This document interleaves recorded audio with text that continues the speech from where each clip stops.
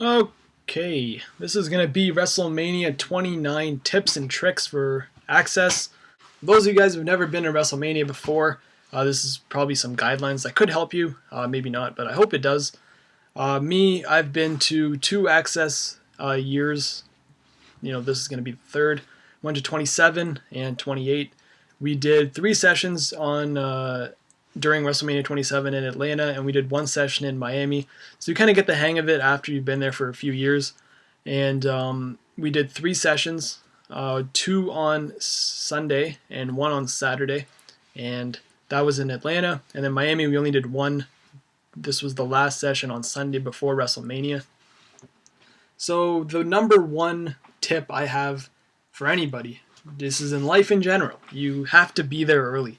If a session starts at 6:30, be there at 5:45 to 5:30, at least 1 hour to 45 minutes before, because then you got your stuff, you're going to be waiting in line, you have your ticket, and they open the gate, get your ticket scanned, and you Usain Bolt your way to any line you can, because that's when you're guaranteed to meet someone. When you get there early, there's going to be a small amount of people there, especially if you're there at 8 o'clock in the morning. If you show up there about 7:30, 7 o'clock, how many people are going to be awake at that time in reality? I know they're wrestling fans, they'll probably camp out there, but most likely there's not going to be too many people there. And that's what happened to me. We got there incredibly early on a Saturday morning. I think we showed up there around 7:15, and I went to the Legends line because I saw a huge Legends signing, and I saw from the Axxess schedule that Sergeant Slaughter is going to be signing. So right there and then there, within 15 minutes of being there, I've met Sergeant Slaughter. And then you just went to the next line. Kane was signing. I met Kane, although the wait was a little bit longer, but you did end up meeting 2 guys within an hour of being there. So getting there early, if you want to meet a whole bunch of guys, getting there early is always the best thing to do. And as for the amount of things you can get signed, a lot of people come there with, their meeting, they want to meet Rey Mysterio. They bring a Rey Mysterio mask, they bring a Rey Mysterio figure, they bring a Rey Mysterio poster. WWE is very strict on 1 item and 1 picture. You get there, they say have your stuff ready, and you pretty much go there, you put it on the table, they sign it, they take the picture, and you're pretty much there for about 30 seconds to probably a minute if you get a good conversation going. And there have been times where WWE security says that no pictures are going to be allowed because there have been so long lines that they want to get everyone done as fast as possible. Now for me, I didn't think about this when I was there. I don't know why, but 2 times that's happened to me. Once when I met Christian, which I waited 2 hours in line to meet. I'll get to that after. And the Great Khali, which I regret doing now because I have no proof that I met the Great Khali. What you can do is how the lineup works. They're in like a wave shape. So at some point in waiting in line, you're going to be directly in front of the wrestler. And when that's the case, whoever has a smartphone, I don't know if Samsungs or whatever have the FaceTime button, but you press the FaceTime and you're going to get obviously the mirror image. And from there, you just kind of see if I can do this. You turn it and then you get in the picture and you get in the picture yourself. And I'm not in the picture yet. But anyway, it's a lot easier when you kind of do that. There you go. So you do it, you take the picture, and there, you're in the picture, they're in the picture. There's your proof that you've met the wrestler. Because, like I said, the lineups have been so long some years. Well, obviously, WrestleMania 27. Lineups have been so long that you can't get a picture with them. And the lineup really depends on which day you go. And wrestling fans, like me, included, we all have a schedule of things to do. Saturday is always the Hall of Fame day. Sunday is WrestleMania day. Saturday, people come there in the morning, maybe in the afternoon. They do Axxess, and then they have lunch, and they go to Hall of Fame. That's the Saturday schedule. If that's the schedule, you're going to get a lot of people there showing up Saturday because they have nothing to do unless they go to ROH, unless they do other things. But in Atlanta, there was just ROH to do. There really wasn't anything else. Everyone was at Axxess. So the lineups were 2 hours long. And for Sunday, it was pretty much the exact same thing. But the thing with Sunday was, once again, the schedule thing. Wrestling fans have nothing to do all day until WrestleMania. So they come there bright and early. They spend 2 sessions on the Sunday, and then they go straight to WrestleMania. And the Sunday whoever's going to Axxess on Sunday, you can pretty much determine the lineups depending on how close the WrestleMania venue is from the Axxess venue. Because, for example, Atlanta, the Axxess venue was within walking distance of the Georgia Dome, and that played a big role in how many people showed up. For example, now when you went to Miami, there was a good 20-minute drive between Sun Life Stadium and wherever the Miami Convention Center. So there wasn't that many people there on Sunday, which means the lineups were probably 20 minutes maximum. And so yeah, that's it. And another thing for ticket-wise, now we're talking about tickets, if you haven't bought your general admission ticket, there have been, every year they always have it at the door, but this year I saw Axxess sold out on the Friday. The only session I'm going to is supposedly sold out on Ticketmaster. I phoned them and asked if they're going to be selling at the door, and they said no. They said you can try calling back 2 or 3 days before the event and seeing if we have any tickets, but most likely we're sold out. Now, I don't know if this is the truth, but I know for a fact that the past 2 years I've been to WrestleMania, they always have a little, the Ticketmaster thing always has a little booth where you can buy a general admission ticket and get in. The thing you can buy is VIP tickets. Those are sold specifically online, and people pick them up like hotcakes, and they take them and they sell them for 10 times more than they're worth. So for those of you who are expecting to meet Randy Orton and get there the day of and get a Randy Orton VIP pass, just like going in and ordering a Big Mac, it's not going to be possible at all.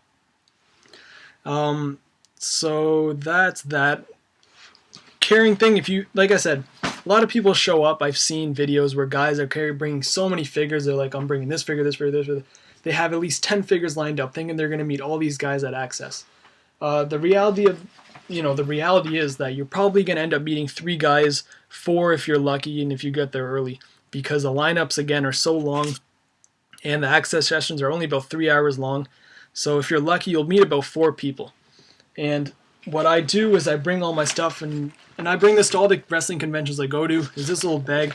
I can fit about 7 figures in there, but it's a lot easier than carrying like a grocery bag with you where the handles kind of start breaking on you. If you guys don't want to carry figures, you can always bring the encyclopedia.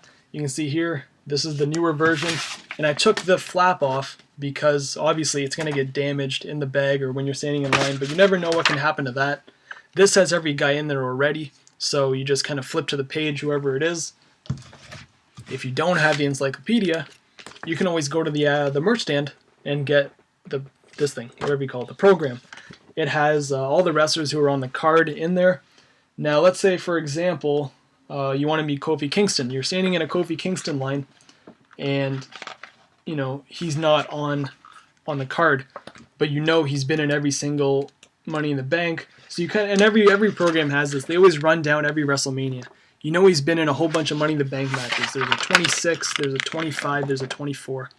You just get him to sign over that. And if you don't want to do that, you just get a piece of paper signed that they have at the table. And another thing, who's signing where? They don't announce who's signing except the legends. The legends have their own little big sign saying WWE Legends signing. You know that a guy like Sergeant Slaughter or Ted DiBiase or Virgil or whoever is going to be signing at that table. But when it comes to guys like The Shield, Fandango, Kofi Kingston, The Miz, Alberto Del Rio, they'll be spread out. They'll randomly put them wherever they want. And if you ask the security, sometimes they'll tell you, but most of the time they have no idea themselves. So you kind of got to be smart. And this is where going in groups is a good thing, because I'm going with 3 people this year. And what I was planning on doing is 3 of us split up. One goes to the north end, one goes to the west, and one goes to the east. And from there, you're all in communication with each other. So when that guy comes out, person A, who's standing in the east end, is going to be like, oh, I got Fandango in my line. Person in the north end is going to say, oh, I got The Shield in my line. Person in the west is going to say, oh, I got Kofi Kingston. So, you kind of all got a little game plan now. Do I stay in my line or do I go to his line? Because you already have someone waiting there for you. You're technically together, so you can always just kind of butt in from there. Or you can stay in your line. You're already going to be close because you got there early. So that's another group thing you can do.